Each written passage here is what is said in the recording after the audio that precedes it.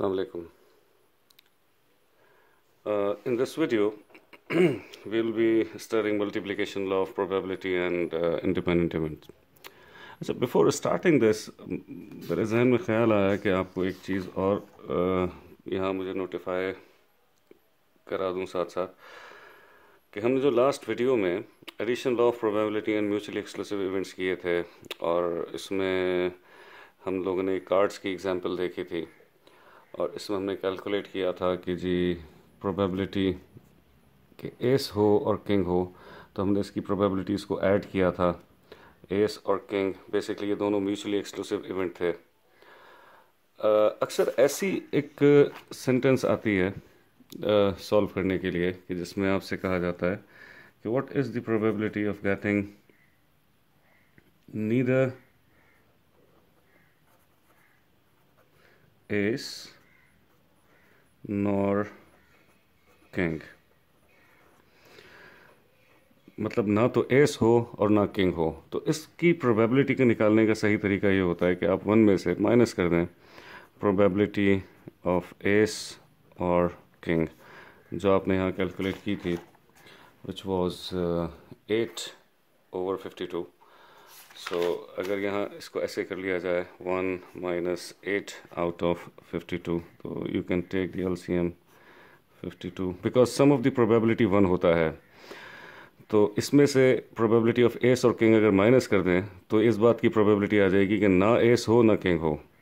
सो 52 LCM आपने लिया, 52 minus 8 that is equals to 44 out of 52, right.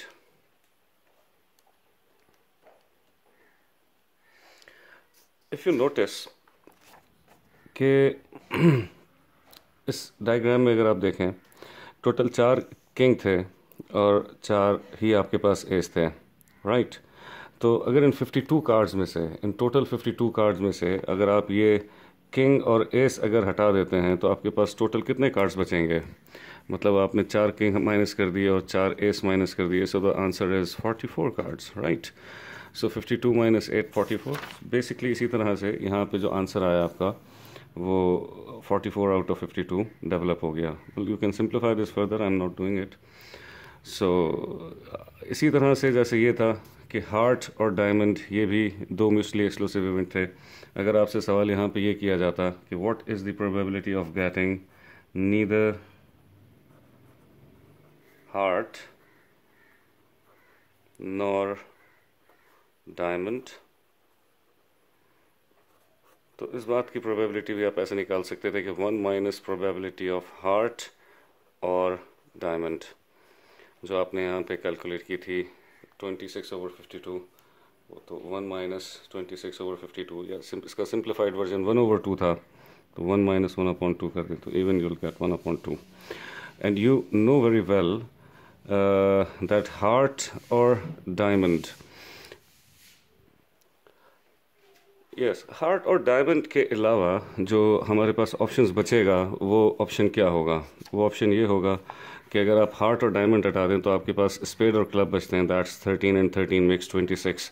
So if you do this 26 out of 52, तो इसका भी मतलब यही हो जाएगा 26 आउट ऑफ 52, दैट्स 1/2।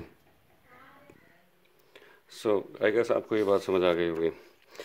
सो अब let's move towards the next topic, and that is multiplication law of probability and independent events. इस बात को हम समझते हैं ऐसे कि let's take an example कि एक बैग है in which you have 2 black balls and 3 white balls।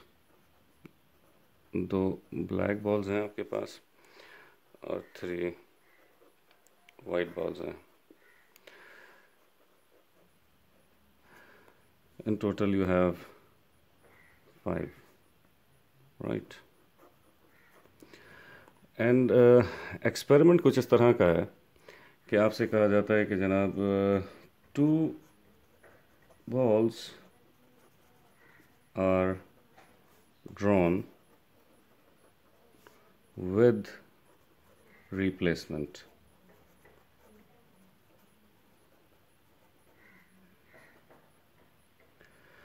You see, this is really an important word with replacement.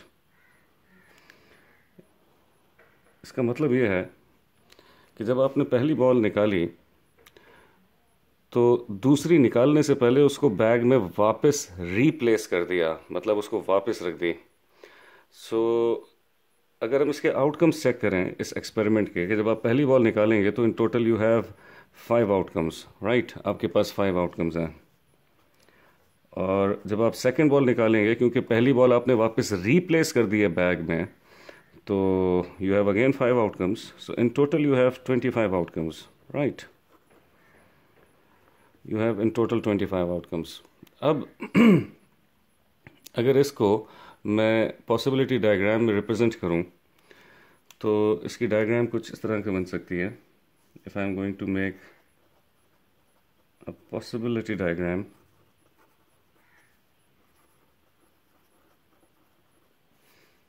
तो वो कुछ इस तरह से बन सकती है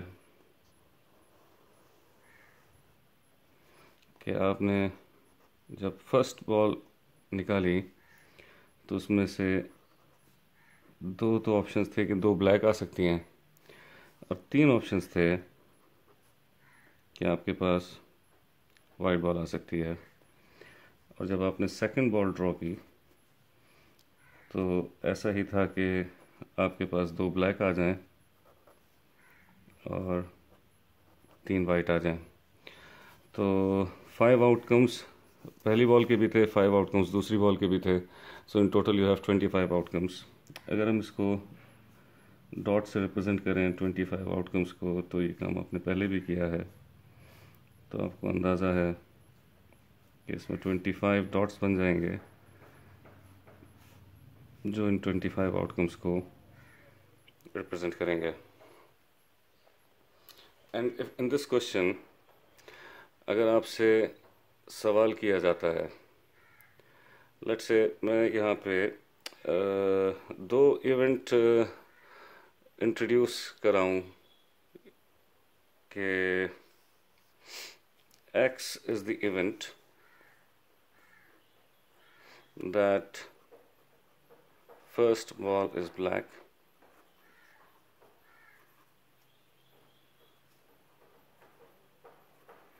and Y is the event that second ball is black.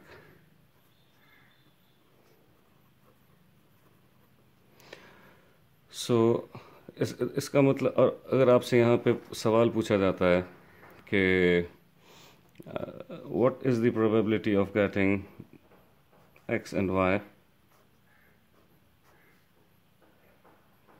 X and Y मतलब both black balls, पहली भी ब्लैक बॉल मिले और दूसरी भी ब्लैक बॉल मिले, तो you can really figure out कि बेसिकली ये 4 आउटकम्स हैं कि जिसमें फर्स्ट बॉल भी ब्लैक है और सेकंड बॉल भी ब्लैक है.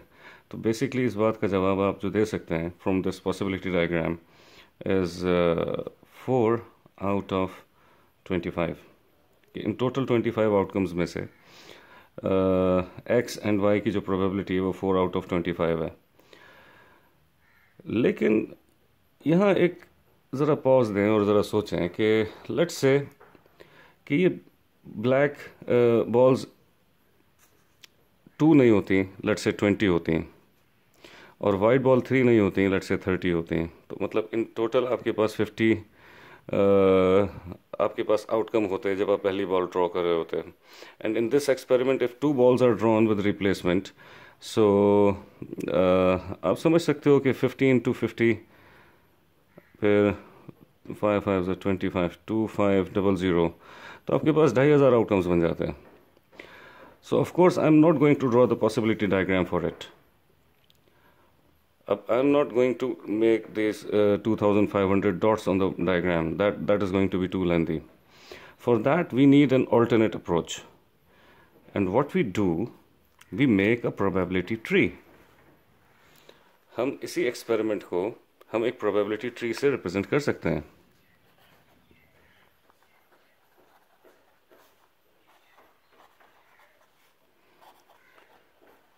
प्रोबेबिलिटी ट्री बनाने की एक बेसिक वजह यहाँ पे ये थी कि यहाँ बेसिकली हैं तो चलें 25 आउटकम्स, लेकिन इसमें देखा जाए तो 2 एक तरह के थे और 3 एक तरह के थे।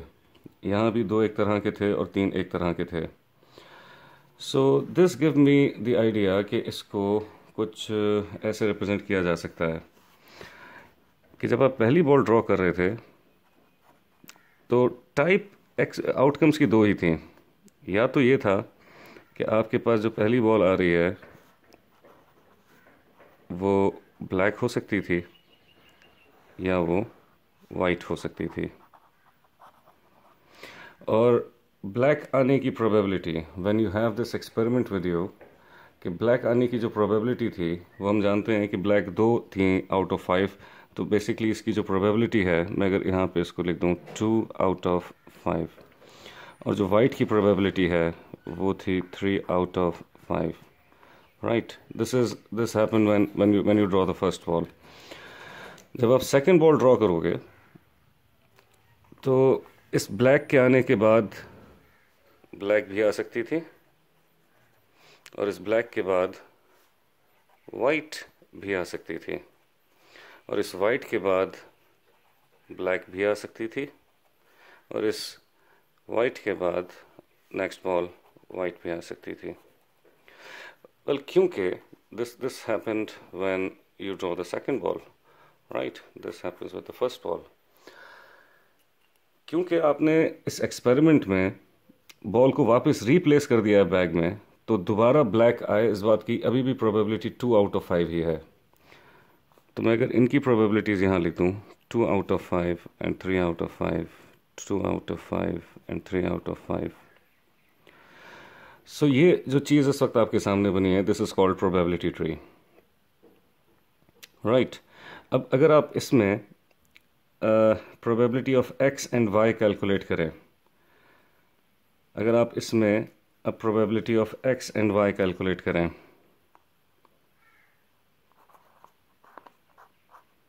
x and y, this can be obtained by multiplying the probability of x with the probability of y.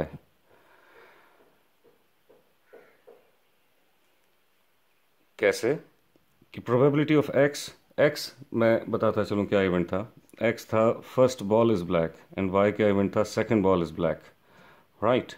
तो फर्स्ट बॉल ब्लैक हो इस बात की प्रोबेबिलिटी 2/5 थी, सेकंड बॉल ब्लैक हो इस बात की प्रोबेबिलिटी भी अगर आप इसमें देखें तो वो 2 आउट ऑफ 5 ही थी। तो basically first black and second black, इन दोनों को अगर हम मल्टीप्लाई कर दें कि ये दोनों बातें एक साथ हों, तो horizontally you see 2/5 into 2/5, so this is 4 out of 25, right, which is the very same answer, जो यहाँ पे probability of x and y का आया था। लेकिन आप जानते हैं कि इस possibility diagram का ड्रॉबैक ये था कि अगर ये 2500 आउटकम्स हो जाते तो फिर मैं तो ये डायग्राम नहीं बनाता। लेकिन probability tree उस सूरत में भी एक अच्छा ऑप्शन था। उसकी वजह यह है कि पहली ब्लैक बॉल हो, ये 20/50 करता तो ये सिंप्लीफाई होकर 2/5 बन जाता, ये 30/50 करता, ये भी 3/5 हो जाता, दैट्स 2/5, दैट्स 3/5। इस पॉसिबिलिटी डायग्राम, इस प्रोबेबिलिटी ट्री पे कोई फ़र्क पड़ता ही नहीं। मतलब ये सारे आउटकम्स बहुत आसानी से सिर्फ इसी डायग्राम पे, without adding any other branch और एक्सटेंडिंग दिस प्रोबेबिलिटी ट्री, ये सारा एक्सपेरिमेंट इसी से एक्सप्लेन हो सकता था, जबकि पॉसिबिलिटी डायग्राम में ये काम थोड़ा सा मुश्किल हो जाता। तो बेसिकली ये जो स्टेटमेंट आपके सामने डेवलप हुई है, probability of getting x and y is equals to probability of x multiply with probability of y, ये x और y in this case they are called independent events.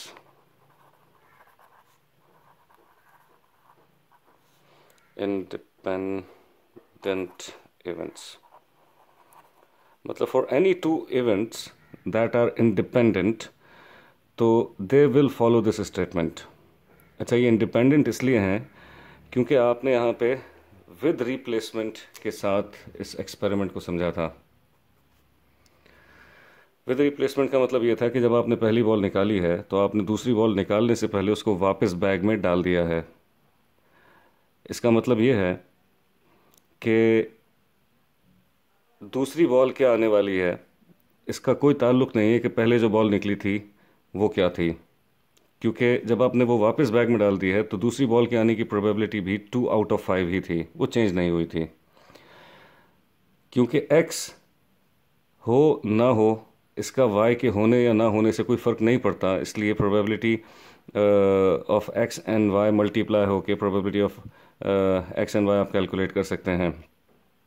और ये इंडिपेंडेंट इवेंट कहलाते हैं कि जब एक इवेंट का असर दूसरे इवेंट पे ना हो तो हम उनको इंडिपेंडेंट इवेंट्स कहते हैं। और ऐसे इवेंट इस प्रोबेबिलिटी को इस तरह की स्टेटमेंट को फॉलो करते हैं। अगर मैं यहाँ पर एग्जांपल दूँ आपको, इसी इसी पेज पे मैं आपको एग्जांपल दूँ डिपेंडेंट इवेंट की। लेट्स से कि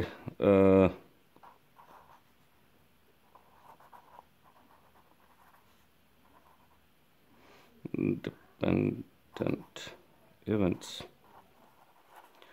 लेट्स से इस हम स्टेटमेंट में थोड़ा सा चेंज लेके आए कि जनाब यही बैग है और इसमें से अगर आपसे कहा जाए कि 2 balls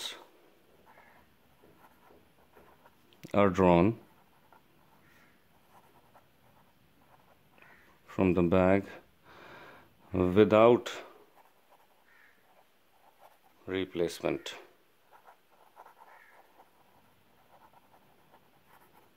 अब इस विदाउट रिप्लेसमेंट का मतलब क्या है? इस विदाउट रिप्लेसमेंट का मतलब यह है कि जब आपने पहली बॉल निकाली तो दूसरी बॉल निकालते वक्त पहली बॉल को वापस बैग में नहीं डाला, राइट, उसको रीप्लेस नहीं किया।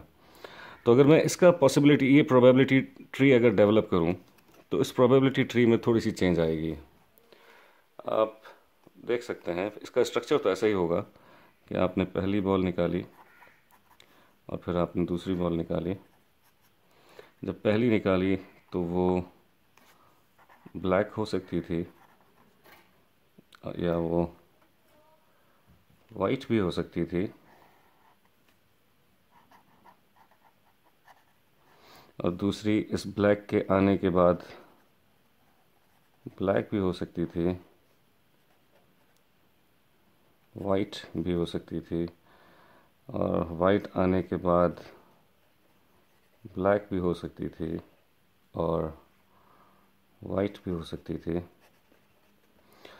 तो अगर मैं अब इसकी प्रोबेबिलिटीज़ लिखूं, पहले एक्सपेरिमेंट के लिए तो बात सीधी सी है। आप जानते हो कि बैग में 2 ब्लैक बॉल हैं और 3 वाइट बॉल हैं। पहली बॉल ब्लैक हो इस बात की प्रोबेबिलिटी तो 2 आउट ऑफ 5 है, राइट। और दूसरे बैग वाइट आने की प्रोबेबिलिटी 3 आउट ऑफ 5 है। लेकिन इन दिस अभी सेकंड बॉल में थोड़े से मामला मुख्तलिफ हो जाएंगे। और वो क्या कि अगर आप ये कहते हो कि जो पहली बॉल निकली है वो ब्लैक थी और आपने बैग में वो वापस नहीं डाली है, तो अब बैग में जो ब्लैक बॉल है वो रह गई 1, और टोटल बॉल्स भी अब 5 नहीं हैं, अब वो 4 हो गए हैं। तो ब्लैक आने के बाद ब्लैक आए इस बात की प्रोबेबिलिटी 1 आउट ऑफ 4 है। और ब्लैक आने के बाद अब वाइट आए इसकी प्रोबेबिलिटी 3 आउट ऑफ 4 है। क्यों? क्योंकि वाइट तो नहीं निकली इन दिस कंडीशन कि अगर पहली जो निकली थी आप ये अज्यूम करें कि वो ब्लैक थी, तो वाइट अगर 3 थी तो अभी भी 3 ही हैं, लेकिन अब टोटल 4 बॉलें हो गई हैं, सो 3 आउट ऑफ 4। लेकिन द सेकंड कंडीशन इज़ कि अब पहली अगर आपने बॉल निकाली और वो वाइट थी, और अब उसके बाद आप चाहते हो कि प्रोबेबिलिटी कैलकुलेट करो कि ब्लैक आ जाए, तो ब्लैक तो 2 थी तो अभी भी 2 ही हैं, क्योंकि आपने ये अज्यूम किया है यहाँ पे कि जो पहली बॉल निकली वो वाइट है।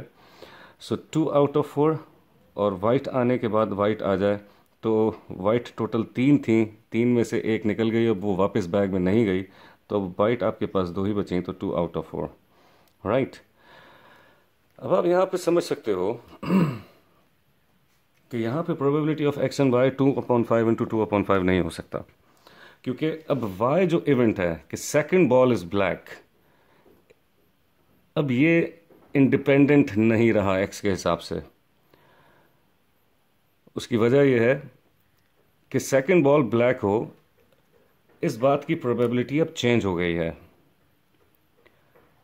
ये डिपेंड करता है कि पहले अगर ब्लैक निकली थी तो अब इसकी प्रोबेबिलिटी सेकंड ब्लैक हो 1/4 है, या इसकी प्रोबेबिलिटी 2/4 हो जाएगी अगर ऐसा हो कि जो पहली बॉल निकली है वो 3/5 हो, मतलब वाइट हो। इसका मतलब ये हुआ कि सेकंड ब्लैक होना डिपेंड करता है उसकी प्रोबेबिलिटी कि जो पहली बॉल निकली थी वो ब्लैक थी या वाइट थी। क्योंकि अब सेकंड इवेंट का वाई का जो आंसर है वो डिपेंड करता है कि पहले जो बॉल निकली थी वो कौन सी थी। तो इसका मतलब है कि now the probability of getting a second ball depends on the probability of first ball. मतलब पहले अब वो डिपेंड करता है कि अगर पहले ब्लैक निकली थी तो अब ब्लैक आने की प्रोबेबिलिटी कुछ और है, अगर पहले वाइट निकली थी तो अब सेकंड ब्लैक हो, इस बात की प्रोबेबिलिटी कुछ और है। So they are no longer independent, they are dependent event, क्योंकि अब वाई की प्रोबेबिलिटी डिपेंड करती है एक्स की प्रोबेबिलिटी पे, right. And this is because of the case कि ये विदाउट रिप्लेसमेंट थे, ये विदाउट रिप्लेसमेंट थे, right. So I think you got the concept कि इंडिपेंडेंट इवेंट और डिपेंडेंट इवेंट में फ़र्क क्या है। इन दोनों की जो डायग्राम्स बनती हैं, जो प्रोबेबिलिटी ट्री बनती है, वो क्यों एक दूसरे से मुख्तलिफ होती है। सो अब नेक्स्ट वीडियो में हम इस प्रोबेबिलिटी ट्री के कुछ ट्रिकी क्वेश्चंस को इंशाल्लाह डिस्कस करेंगे। अच्छा, ये मैं आपको बता दूं कि जो आपने इससे पहले वाली वीडियो देखी थी जो कि एडिशन लॉ ऑफ प्रोबेबिलिटी को कवर करती थी, वो कर लेने के बाद आप बुक की एक्सरसाइज 3B को सॉल्व कर सकते थे, राइट। तो if you wanted to solve it तो आप इस बुक 4 की एक्सरसाइज 3B को सॉल्व कर सकते थे उस म्यूचुअल एक्सक्लूसिव के कॉन्सेप्ट को और एडिशन लॉ ऑफ प्रोबेबिलिटी को समझने के बाद, राइट। अब ये जो मैंने आपको काम करवाया है प्रोबेबिलिटी ट्री का, इंडिपेंडेंट इंडिपेंडेंट इवेंट्स, इसके बाद जो आपकी एक्सरसाइज सॉल्व करना बनती है वो एक्सरसाइज 3C है। और मैं चाहूँगा कि आप लोग इसके जो फर्स्ट 2 क्वेश्चंस हैं इस लेक्चर के फ़ौरन बाद आप वो तो सॉल्व कर सकते हैं, राइट। तो you may take a screenshot of these 2 questions or maybe, and let me share the answers with you also. Exercise 3C के जो आंसर्स हैं वो भी आपको इस वक्त इस पेज पे नज़र आ रहे होंगे। These are the answers for question number 1 and here are the answers for question number 2. Right, so take care, अल्लाह हाफिज़, मिलते हैं इंशाल्लाह नेक्स्ट वीडियो में।